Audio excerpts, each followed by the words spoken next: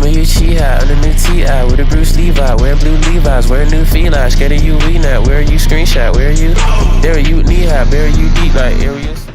With the release of Teenage Mutant Ninja Turtles Mutant Mayhem, a lot of longtime fans were interested in seeing the newest incarnation of our titular team of heroes. With this new movie that just released, I believe this past week, a lot of fans have actually been meeting it with a surprise amount of praise, and even critics alike are starting to acknowledge that a lot of these newer animated movies that studios are pumping a lot of time and effort into are actually becoming pretty good consistently, thankfully. It actually pleases me so much to see this new wave of these animated classic films and classic characters actually get treated with respect as opposed to these typical traditional 3D animation styles. I've seen these more stylized approaches to animation, like more so like comic books and typical non-traditional images that we're used to. So it's really been good for me personally. But today I wanted to sit down and take a look at Teenage Mutant Ninja Turtles Mutant Mayhem. I'm actually fresh out of seeing the theater, just got home, and so I wanted to do a little deep dive, give my thoughts into what I liked, what I didn't like, and just overall how I felt about the film. Also, real quick, if you are seeing this video, make sure you leave a like and subscribe. We are actually on our way to 2,000 subscribers, so if you want to help me out with that, I'd appreciate it. All right, now without further ado, let's get right into it. Starting off, the most striking thing about this movie, like I just mentioned, is probably its appearance. It is vastly different from any incarnation of Ninja Turtles that we've seen previously, and not just in its appearance, there's a lot of other stuff that's totally different, and I'll go more in depth into that in a minute. But specifically, this film really strikes me as pretty ugly, but actually in a really good way.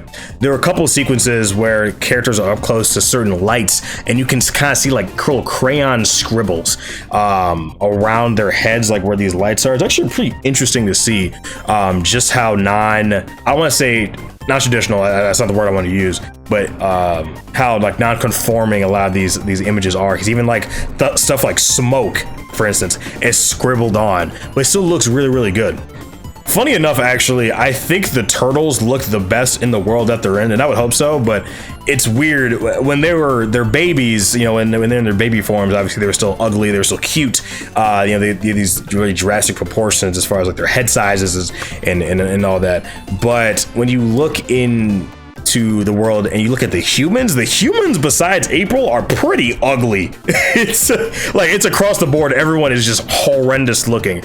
There's a scene near the end of the film where a character is extending their hand to another character, and this dude's face is just like, it goes in a straight line and it does like a 45-degree just turn downward. It's actually pretty interesting to look at. But appearance wise, I really like how the film looks. There wasn't really anything that I thought the film looked bad in. It was just consistent all across the board. So kudos to the folks at Nickelodeon Studios for doing a great job with that. As far as the story goes, this is the most non-Teenage Mutant Ninja Turtle story we've ever gotten, ever. So when the film lays out the Turtles' origins, I was expecting what I traditionally expect. I'm a huge Ninja Turtle fan myself. I'm slowly going through the IDW comics and enjoying my time with that. But you know, I grew up with the 2003 series. I watched the 2012 series. I didn't watch Rise, but you know, I had a whole video essay on the 90s Ninja Turtle movie. You know, I have all of that on DVD, especially the 80s film. So I went into this, I expected some things. I expected to be surprised, but some of the stuff that they chose to go with, I was not a real big fan of, man. Specifically how the turtles were trained, right? So when Splinter, gives us our little exposition dump of the turtles' origins and all that. Some of the stuff we've seen before. So actually in this incarnation, it was Baxter Stockman himself who allowed the ooze to get dropped into the sewer. It wasn't the story of, like a little boy saving a blind man from crossing the street. Boom, TCR, truck swerves or whatever, ooze falls to the sewer like that. Baxter Stockman, voiced by Giancarlo Esposito, I believe is how you pronounce his name. I could be wrong. He is raided by the TCRI team, and he tries to protect Superfly, but then he allows a vial to get dropped into the sewer, and that's how the turtles are mutated, which is fairly far from the course. I expected something like that. And Splinter found the turtles, got mutated himself. Expected that. Okay, cool, absolutely. Then you learn that Splinter, as the turtles grew up, they're kids. They wanted to see the world around them. They wanted to experience new things. They've lived underground the whole time. They want to get out. They want to experience things. So Splinter tried to go to the outside world and actually took the turtles and tried going up top for the first time ever, and unexpectedly it went horrible. It went pretty bad, and so they had to go back down the sewer. Splinter had this huge fear that something could have happened to the turtles. One of the turtles was almost injured or killed, excuse me. And he was like, okay, I need to figure out a way for them to defend themselves. And we have this little compilation of YouTube clips, like Tybo commercials and all this stuff. And that's how the turtles learn to defend themselves. Now, I suppose if I had no prior knowledge at all of the Turtles lore and I was not a part of the Turtle fandom, I guess it wouldn't bother me as much, but this really bothered me. The fact that they just learned how to fight just from watching clips online, I don't like that. I don't like that. It feels cheap, and especially like when they're doing some of these like really cool martial arts moves and all this stuff, it's like, okay, but like what makes you different from some random guy on the street looking at a bunch of YouTube clips and all that, you know what I mean? Like, specifically in Turtles lore, and there's another big problem I'll get to in a second that I have with the film, is that they were trained specifically in ninjutsu, right? And they have this whole honor code. Leonardo tries to go by Bushido, I believe is what it's referred to as. There's none of that. This is the most un-Ninja Turtles that we've seen, even more so than Rise, right? I haven't watched Rise. I've seen some stuff, but I know Rise plays more to like the mystical elements and all that. Another big thing that stuck out to me is there is no Hamato Yoshi. Hamato Yoshi is not mentioned in this film at any point, and I was stunned that he was not even brought up. I thought it was going to be a situation for like the 80s show where Hamato Yoshi was Splinter, because Splinter is voiced by Jackie Chan. I thought it was going to be more of a thing of, okay, Hamato Yoshi got turned into a rat, whatever, right? But no, that's not the case. Splinter literally was just some rat that, again, just found the turtles, whatever, and he stuck with them because they were like the one the one species of animal that didn't want to kill him, you know what I mean?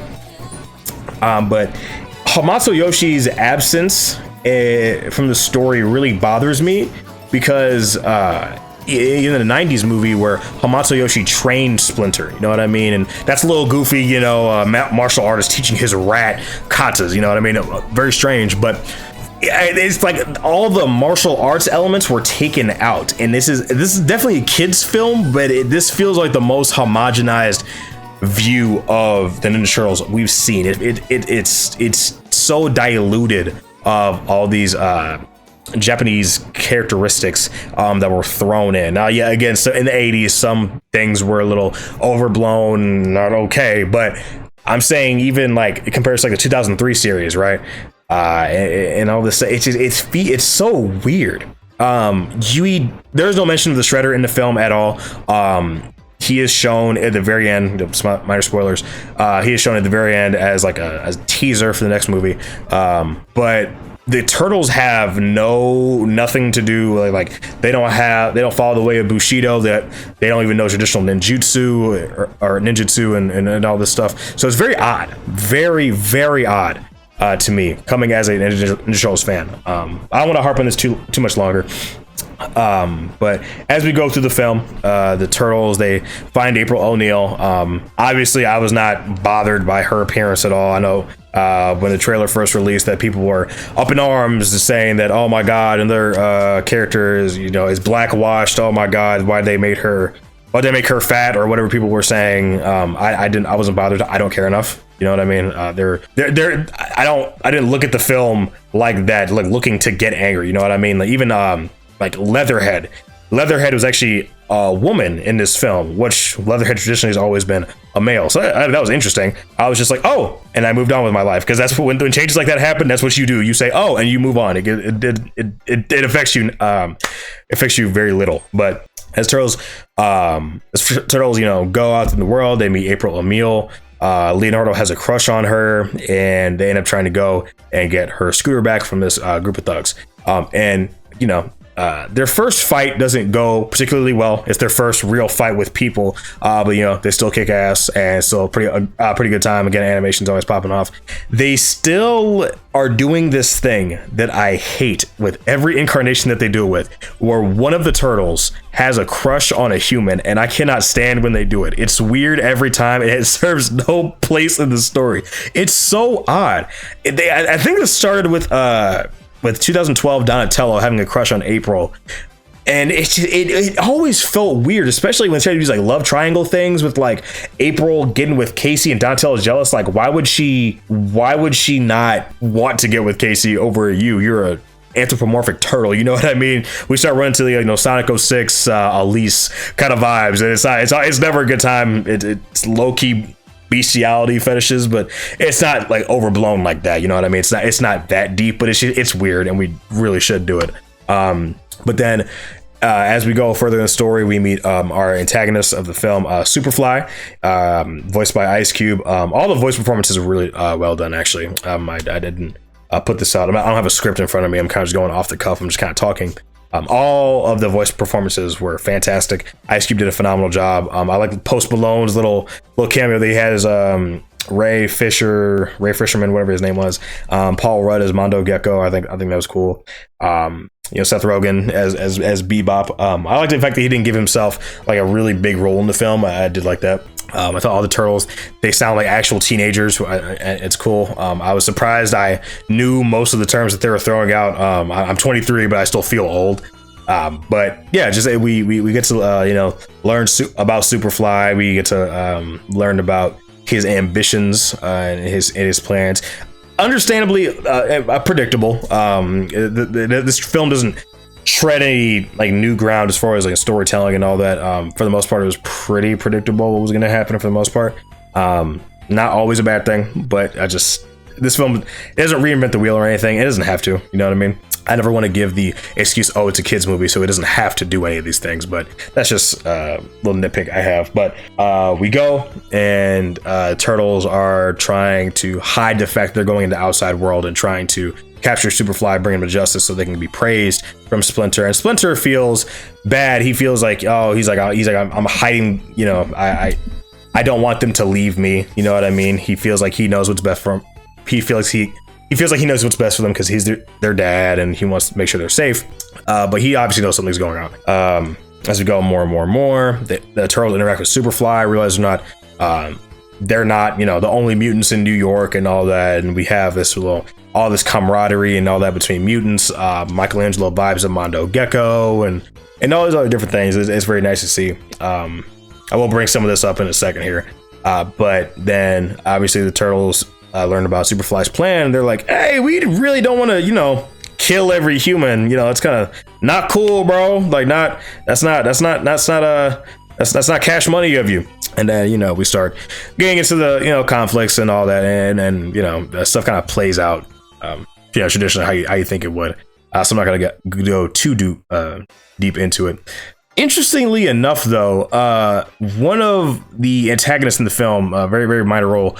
I don't know what her first name is. I forget what her first name is, but her last name is Utram, which is very interesting to me because if you are familiar with the 2003 series, you would know that the Utrams were the race that Krang from the 80s was.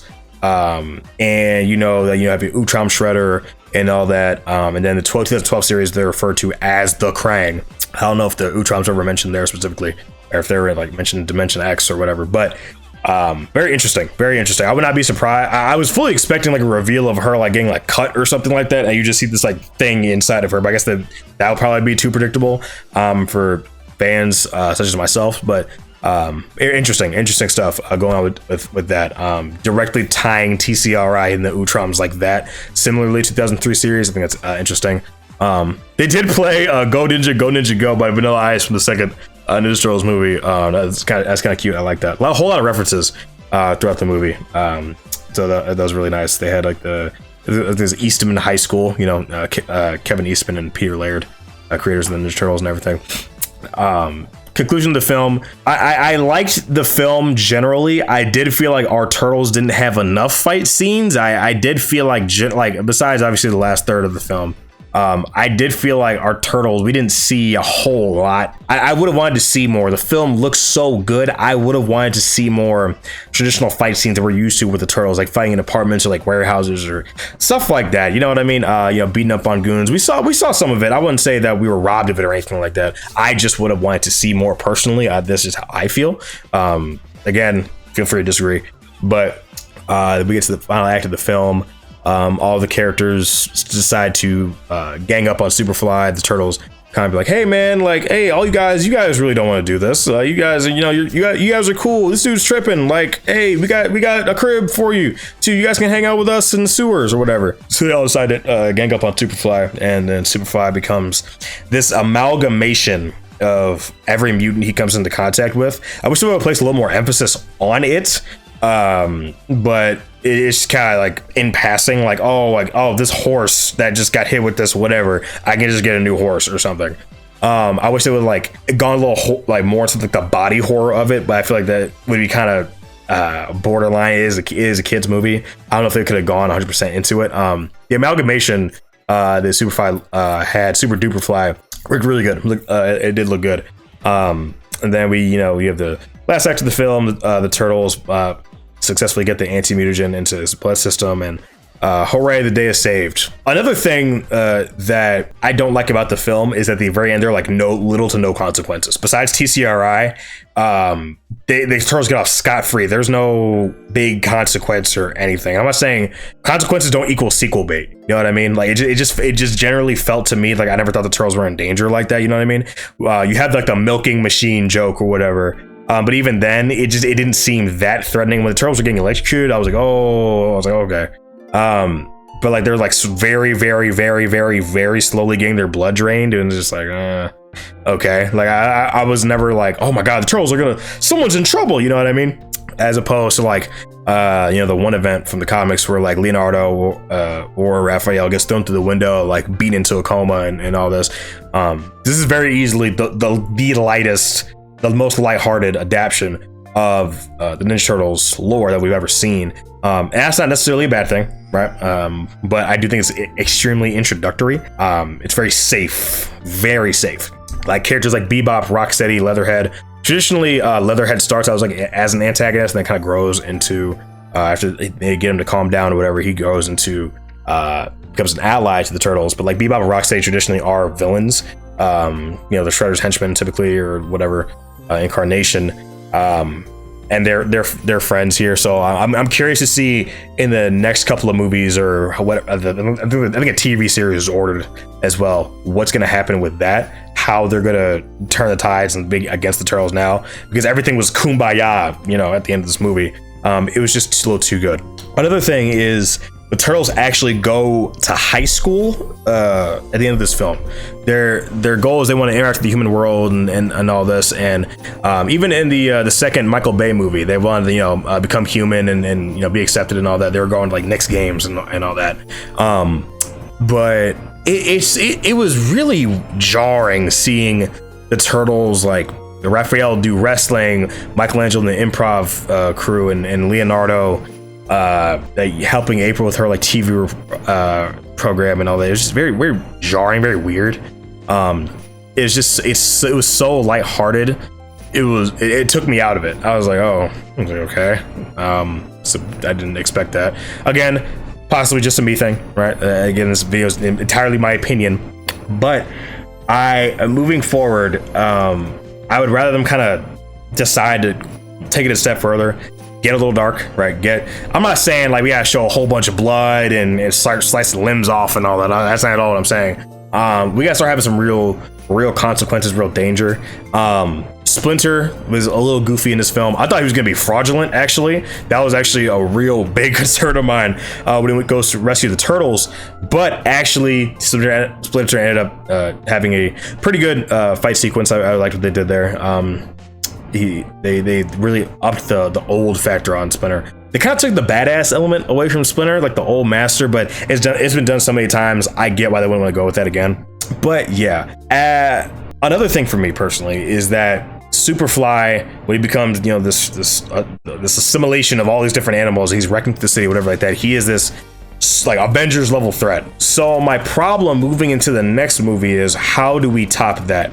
So from my perspective, either we go bigger or we go smaller. Now, when I say go smaller, start getting more personal, right? Like with the turtles. So maybe have one of the turtles like beat up by, you know, Shredder's henchmen or something like that. Again, kind of like the comics. When I go into a coma or something. But it's weird because the Shredder now has no connection. From what we know, the Shredder has no connection to the turtles, because in previous incarnations, the Shredder knew Splinter, and he would know about the turtles generally. He was like, oh, like these are like reincarnated versions of whoever, right? But the Shredder has no connection to the turtles now. He has no connection to Splinter, from what we know. So why is he gonna be as big of a threat in the next installment? You know what I mean? Because before, Splinter and Shredder had, you know, stewed beef. I had onions, you know, sesame, celery, all that. Like, they had huge beef. Now, I don't know necessarily. I don't know what direction that's going to take. So I don't know. We'll see. I did like the design from the back of what we saw from the Shredder. I did like that design, how he looks in the world. But Hamato Yoshi's lack of presence in the story really does hurt it, in my opinion, from a Ninja Turtles fan perspective. But I don't know if we would do like any Dimension X stuff or anything in the next installment. I mean, hell, Usagi could pop up. I mean, they busted out Leatherhead, Mondo, Gecko, and Superfly all in the same movie. So I mean, if Usagi shows up in the next movie, that'd be cool, I guess. I think it's like a Netflix series on for like little kids or something like that, I think, from what I saw. But anyway, overall, generally, I'd probably give the movie 8 out of 10. By itself, not as a Ninja Turtles fan, probably an 8 out of 10. Enjoyed the movie. A little predictable at certain times, but I still liked it. It didn't feel too forced as far as like the fan service and the dialogue of the kids. I definitely enjoyed it. But from a Ninja Turtles fan perspective, me personally, I'd probably give it like a 6 out of 10, 5.5 out of 10, something like that. Not a huge fan of the lack of martial arts, the lack of Hamato Yoshi, lack of any Foot Clan stuff, anything like that. Wish we could see some more fighting and a little more seriousness. I'm a sucker for dark Ninja Turtle stuff. Not the overly dark, like Raphael holding a minigun, or like Donatello falling out of a helicopter, getting his shell cracked, getting eaten by rats, kind of dark, you know what I mean? But like, generally speaking, I like them to take it a little more seriously. You know what I mean? But it's still a goofy concept. It's a fun movie. Take your kids. Yeah, have a good time for the family. But yeah, those are just my thoughts. Let me know what you guys think, man. How you guys feel about this movie? Did you like it? Did you hate it? Let me know down in the comments below. Like I said, leave a like and subscribe. And yeah, thank you guys for joining me, and I will see you in the next video. All right, peace.